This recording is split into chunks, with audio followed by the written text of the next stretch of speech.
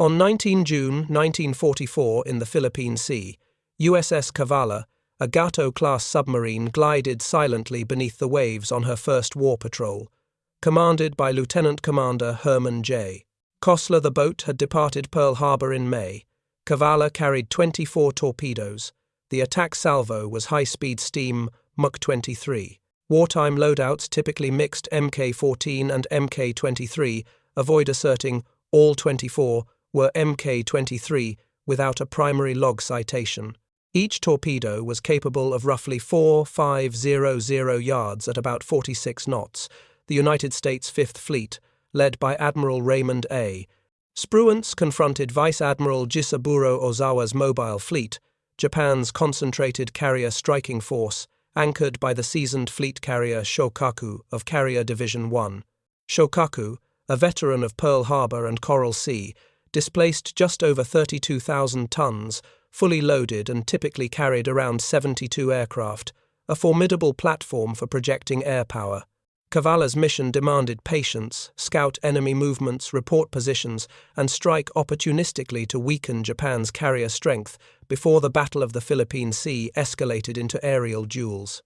2 days prior, on 17 June, Cavalla's radar and periscope sightings detected elements of Ozawa's force steaming westward across the open ocean. Kossler's crew transmitted precise contact reports, delivering critical data to Spruance's command, sharpening the tactical awareness of the Fifth Fleet. The submarine's diesel-electric engines, capable of about 21 knots on the surface, enabled her to shadow the enemy while maintaining a cautious distance. Submerged, her speed fell under 10 knots, requiring meticulous navigation to keep pace with the carrier group. Silence was paramount. Japanese escorts fitted with active sonar could pinpoint any errant noise. Shōkaku, cruising at high speed and zigzagging, presented a challenging target, her course unpredictable as she shifted to foil submarine attacks. Her flight deck buzzed with activity, launching and recovering aircraft tasked with striking the Marianas invasion force. On the morning of 19 June, Cavalla rediscovered the carrier group, her periscope cutting through the swells. Shōkaku's flight operations, launching fighters and recovering bombers, exposed a critical vulnerability. Fueled aircraft crowded her hangar deck, and aviation gasoline lines threaded through her internal compartments primed for catastrophe. Kossler maneuvered, submerged, aligning Cavalla's 6 forward torpedo tubes for a close, deliberate shot. The fire control team calculated the carrier's speed and bearing, adjusting for her evasive maneuvers. Around 11:20 local time, Cavalla fired a spread of 6 torpedoes, each armed with a high-energy warhead. 3 distinct detonations reverberated through the submarine's hull, confirming multiple hits on Shōkaku's starboard side. Torpedo attacks demand exact timing. The constraint was aligning the salvo to intercept the carrier's erratic path. From Shōkaku's bridge officers reacted with urgency as damage reports flooded in. Fires ignited below decks, and flooding threatened stability.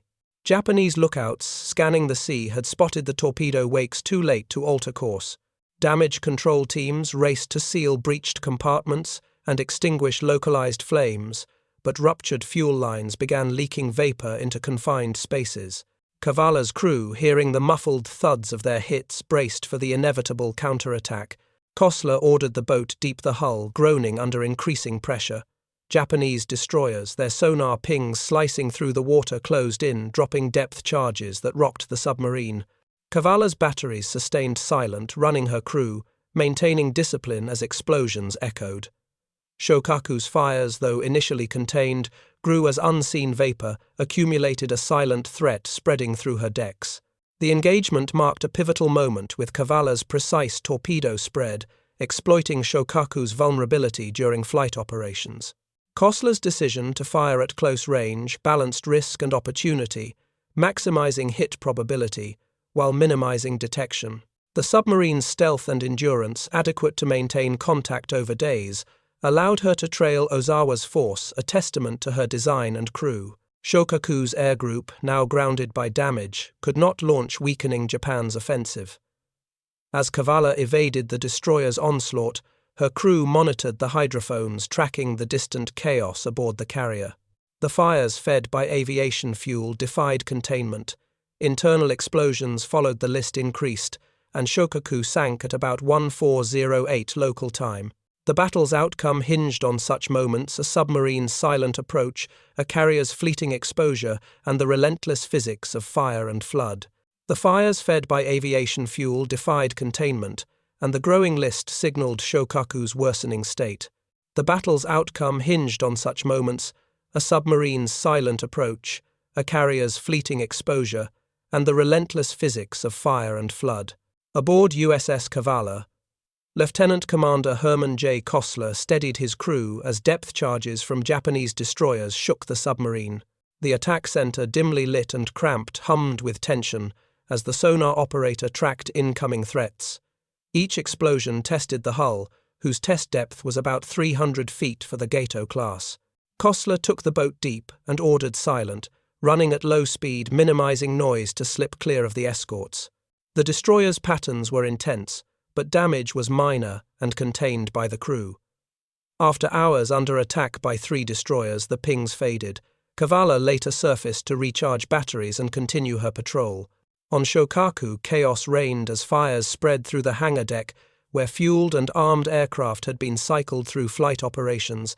Cavalla's salvo struck around 1122-1123 local time on 19 June 1944, tearing open starboard compartments and rupturing aviation gasoline systems.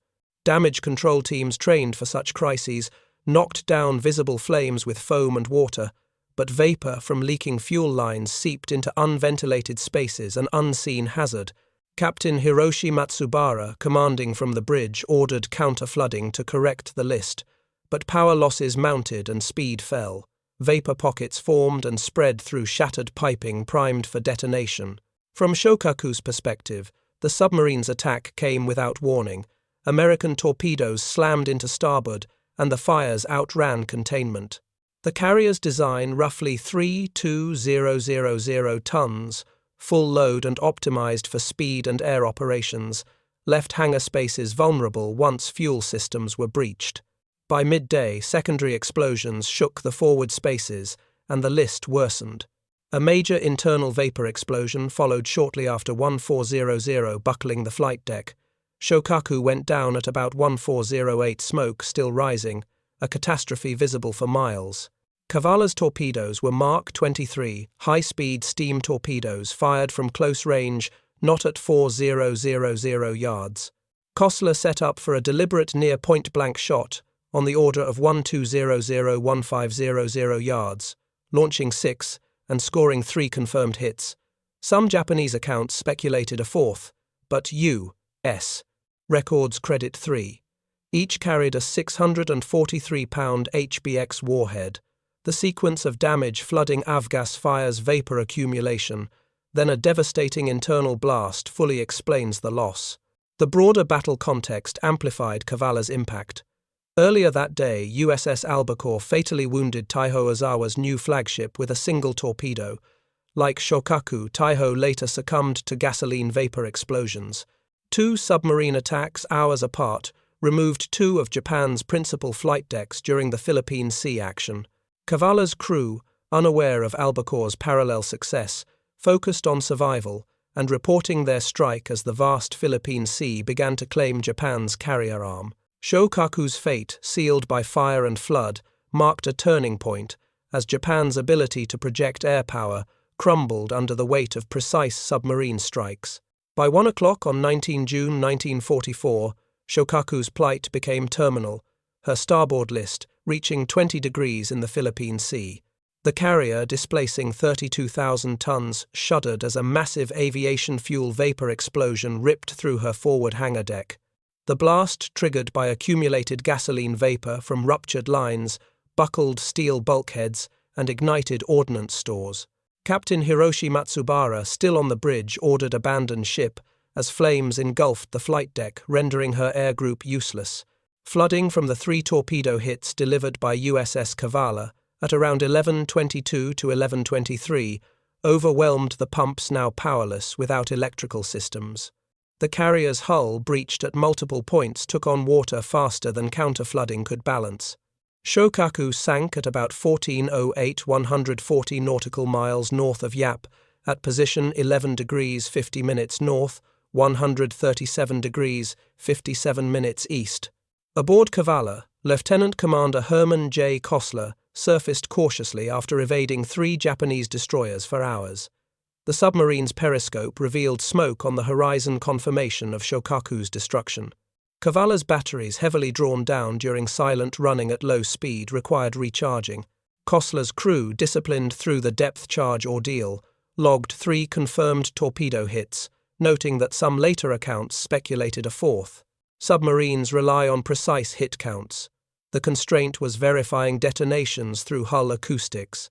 The boat, designed for a range of 11,000 nautical miles at 10 knots, surfaced prepared to transmit a final report to Admiral Spruance's Fifth Fleet. The sinking, observed indirectly, validated Cavalla's maiden patrol as a decisive blow against Vice Admiral Jisaburō Ozawa's mobile fleet. On Shōkaku, the human toll mounted swiftly. Of roughly 2,000 personnel aboard, 1,263 perished in the fires, explosions, or sea. Light cruiser Yahagi and destroyers, including Urakaze, rescued about 570 survivors, Matsubara among them. Crews trapped below decks faced suffocating smoke or flooding compartments, while others leaped into oil-slicked waters. The carrier's design, prioritizing high-speed 34 knots and flight operations over robust compartmentalization, though her actual speed had already fallen due to damage and power loss, amplified the catastrophe. From the Japanese perspective, the sudden loss stung bitterly. Cavalla's torpedoes pierced our hull. Vapor turned Shōkaku into a floating bomb. The destruction, completed in under 3 hours from attack to sinking, underscored the vulnerability of carriers to stealthy submarine strikes during flight operations. The broader battle of the Philippine Sea shifted decisively. USS Albacore's strike on Taihō, Ozawa's flagship, mirrored Cavalla's success with a single torpedo, ultimately triggering similar vapor explosions. Together, the submarines eliminated 2 carriers in a single day. Japan's mobile fleet, already strained by prior losses, lost its ability to contest the Marianas landings effectively. Cavalla's torpedoes, fired from close range on the order of 1,200 to 1,500 yards, exploited Shōkaku's crowded hangar deck, where fueled planes and ordnance amplified the damage. The Fifth Fleet, leveraging Cavalla's contact reports from 17 June, positioned its carriers to dominate the air battle that followed, decimating Ozawa's air groups. Cavalla's crew, unaware of the full strategic impact, focused on survival and reporting. Kossler navigated westward, evading further patrols, while the submarine's radio relayed the sinking's details. The boat's endurance, sustained by 11,000 nautical miles of range, allowed her to remain on station, despite the intense pursuit. Shōkaku's loss, combined with Taihō's gutted, Japan's carrier strength, leaving Ozawa's force crippled. The Philippine Sea, vast and unyielding, bore witness to a new reality. Submarines, often overshadowed by carrier duels, could reshape battles through patience and precision. Cavalla's strike, executed with 6 torpedoes and resulting in 3 confirmed hits, demonstrated that stealth and timing could dismantle even the mightiest flight decks. Cavalla's strike, executed with 6 torpedoes and resulting in 3 confirmed hits, demonstrated that stealth and timing could dismantle even the mightiest flight decks. Following Shōkaku's sinking on 19 June 1944, USS Cavalla withdrew westward through the Philippine Sea, her mission far from complete. Lieutenant Commander Herman J. Kossler, commanding the Gato-class submarine, prioritized evasion, navigating on the surface to recharge heavily drawn-down batteries after hours of silent running. The boat's range, 11,000 nautical miles at 10 knots, allowed sustained operations far from Pearl Harbor. By 20 June, Cavalla transmitted a detailed report to Admiral Raymond A. Spruance's Fifth Fleet, confirming 3 torpedo hits and Shōkaku's destruction at position 11 degrees, 50 minutes north, 137 degrees 57 minutes east. The crew, battered by depth charges from 3 Japanese destroyers, sustained minor hull damage but no casualties. Submarines endure through resilience. The constraint was battery endurance after prolonged submersion. The Battle of the Philippine Sea, spanning 19 to 20 June, unfolded as a decisive United States victory shaped by Cavalla's and USS Albacore's submarine strikes. Shōkaku and Taihō, carrying 144 aircraft combined, represented Japan's last robust carrier striking force. Their loss, compounded by the destruction of Vice Admiral Jisaburō Ozawa's air groups in the air battle, ended Japan's capacity for large-scale carrier operations. Cavalla's contact report sent on 17 June had positioned Spruance's carriers to intercept Ozawa's depleted force. Japan lost roughly 476 aircraft across the 1920 June air actions. Specify the scope and cite the source as campaign-wide estimates vary. The Fifth Fleet's dominance owed much to submarines, which removed 2 principal flight decks before the air war peaked. Cavalla's torpedoes, fired from close range on the order of 1,200 to 1,500 yards, had exploited Shōkaku's vulnerability during flight operations, a tactical lesson in precision. Light cruiser Yahagi and accompanying destroyers, including Urakaze, rescued approximately 570 survivors, including Captain Hiroshi Matsubara, grappled with defeat. The carrier's 1,263 lost crewmen underscored the human cost of vapor explosions and flooding. Japan's perspective, grim and resolute, reflected the blow Shōkaku burned and sank. Our carriers fell to unseen submarines. The mobile fleet, now reduced to secondary carriers, could no longer challenge the United States in the Pacific. Ozawa's strategy, reliant on 72 aircraft per carrier, collapsed as fires and torpedoes erased his offensive core. The Marianas were not secured by 20 June 1944. Saipan fell in early July, while Tinian and Guam were secured in late July to August. Cavalla returned to Pearl Harbor, her first patrol earning a Presidential Unit citation for sinking Shōkaku. The submarine, designed for 11,000 nautical miles of range, completed 5 more wartime patrols, each leveraging her stealth and 24 torpedo armament. Kossler's leadership, balancing risk and opportunity, set a standard for submarine warfare. The boat's post-war career extended into the 1950s, a testament to Gato-class durability. Shōkaku's sinking with 3 confirmed hits. Some survivor accounts later speculated a 4th dispelled myths of carrier invincibility. Japanese claims of a possible 4th torpedo added no explanatory weight. 3 hits igniting fuel vapor sufficed to trigger the catastrophic explosion sequence. The battle's narrative, often dominated by carrier air duels, overlooked the submarine's role in reshaping the Pacific War. The Philippine Sea engagement redefined naval warfare, elevating the submarine's strategic impact. Cavalla's success, paired with Albacore's strike on Taihō, proved that patient tracking and precise torpedo employment could cripple capital ships. The loss of 2 carriers, each displacing over 30,000 tons, shifted the balance irrevocably. Japan, unable to replace Shōkaku's 72 aircraft or trained pilots, faced a war of attrition it could not win. Cavalla's crew, unaware of their full impact during the patrol, had altered history through discipline and engineering. The sea, silent witness to the carrier's fiery end, carried forward the echo of a new era in naval tactics. The Philippine Sea, once Japan's battleground, became a testament to the submarine's reach, its waves carrying the weight of a new naval era. The sinking of Shōkaku by USS Cavalla on 19 June 1944 marked a turning point, elevating submarines from auxiliary scouts to decisive weapons in the Pacific. The United States Navy's submarine force, with well over 100 fleet boats in commission by mid-1944, adopted tactics refined by Lieutenant Commander Herman J. Kossler's patrol. Cavalla's Gato-class design, with a range of 11,000 nautical miles at 10 knots, enabled extended operations across vast ocean expanses. Her 6 forward torpedo tubes, firing Mark 23 torpedoes from close range on the order of 1,200 to 1,500 yards, crippled a 32,000-ton carrier with 3 confirmed hits. This success, paired with USS Albacore's sinking of Taihō, prompted commanders to prioritize high-value targets, carriers and oilers over dispersed merchant ships. Submarines became the unseen vanguard, eroding Japan's naval strength before surface battles commenced. Cavalla's engineering underpinned her triumph. Her diesel-electric propulsion delivered 21 knots surfaced, allowing her to shadow Vice Admiral Jisaburō Ozawa's mobile fleet from 17 June.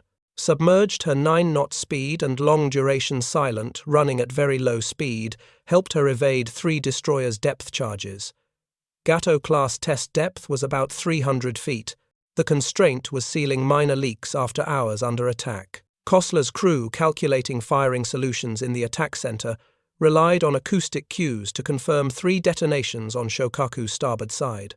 The torpedoes, approximately 643-pound HBX warheads, ignited aviation fuel triggering vapor explosions that sank the carrier at 11 degrees 50 minutes north, 137 degrees, 57 minutes east. This precision, honed through relentless training, became a model for the Pacific submarine fleet. Japan's naval decline accelerated after the Philippine Sea. The loss of Shokaku and Taihō, carrying about 144 aircraft combined, gutted Ozawa's offensive power. From the Japanese perspective, the submarine threat loomed omnipresent. Unseen torpedoes shattered our carriers. No defense could stop them.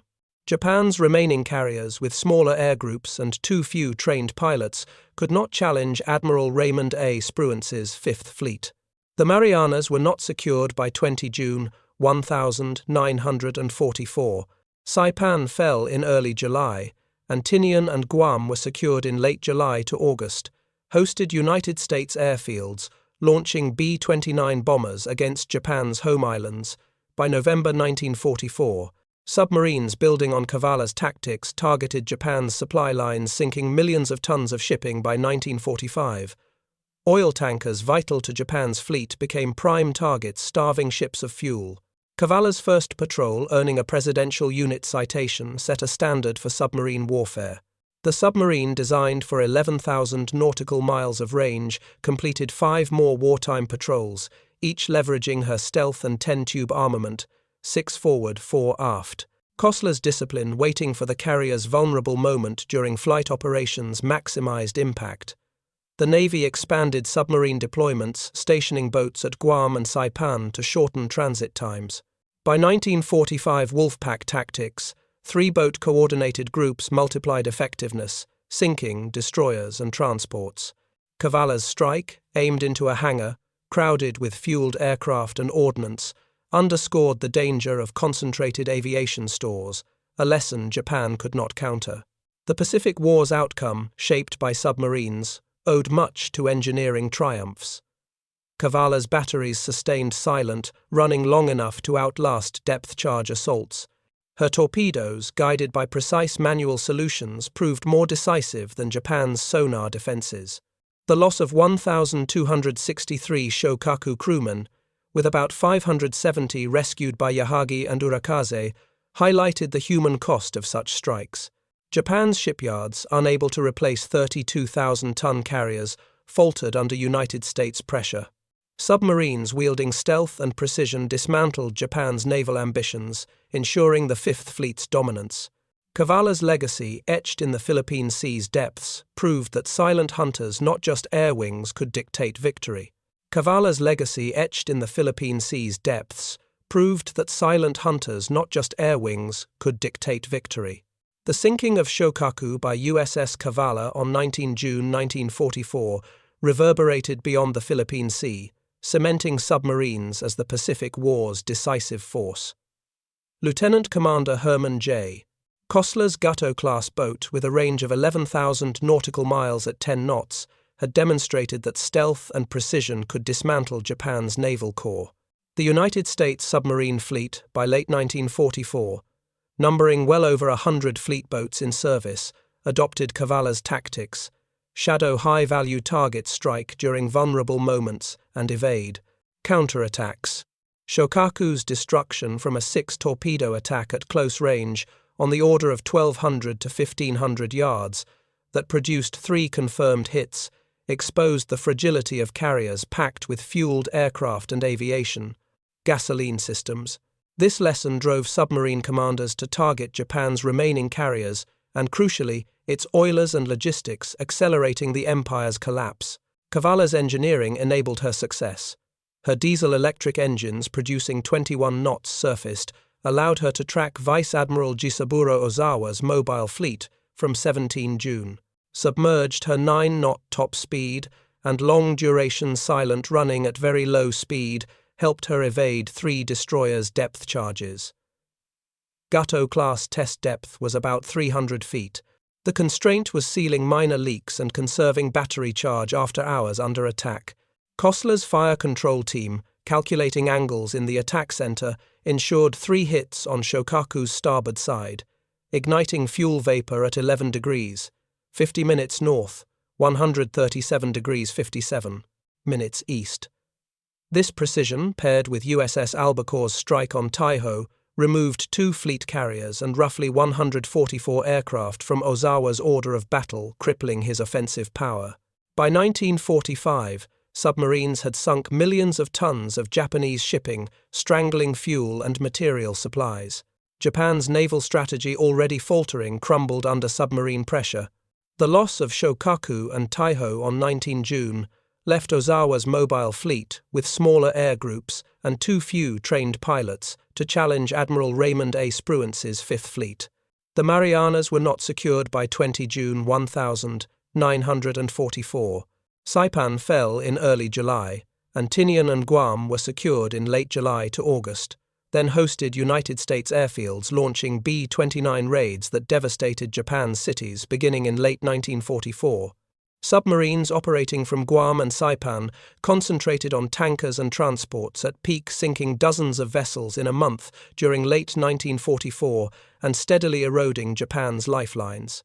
Japan's shipyards, unable to replace 32,000-ton carriers or the 1,263 Shōkaku dead, faced shortages they could not overcome. The Empire's fleet, starved of fuel, lay idle. Cavalla's first patrol, earning a Presidential Unit citation, became a cornerstone of submarine doctrine. Her 11,000 nautical mile range sustained 6 wartime patrols, each disrupting Japan's logistics. Kossler's patience, waiting to strike during Shōkaku's flight operations at close range, maximized the effect of 3 HBX warhead detonations. Wolfpack tactics, grouping 3 submarines for coordinated strikes, amplified this effect, sinking destroyers and freighters.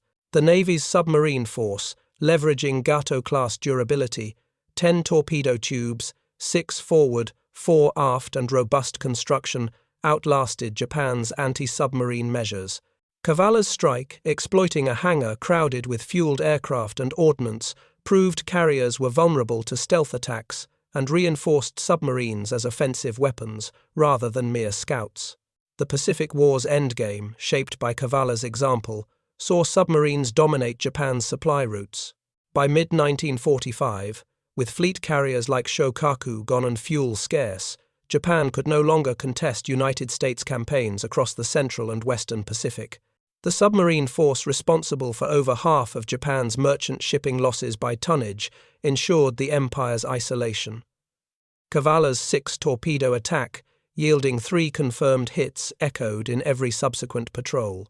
The Philippine Sea, where 1,263 souls perished with Shōkaku, bore witness to a new truth: submarines, with their silent precision, reshaped naval warfare.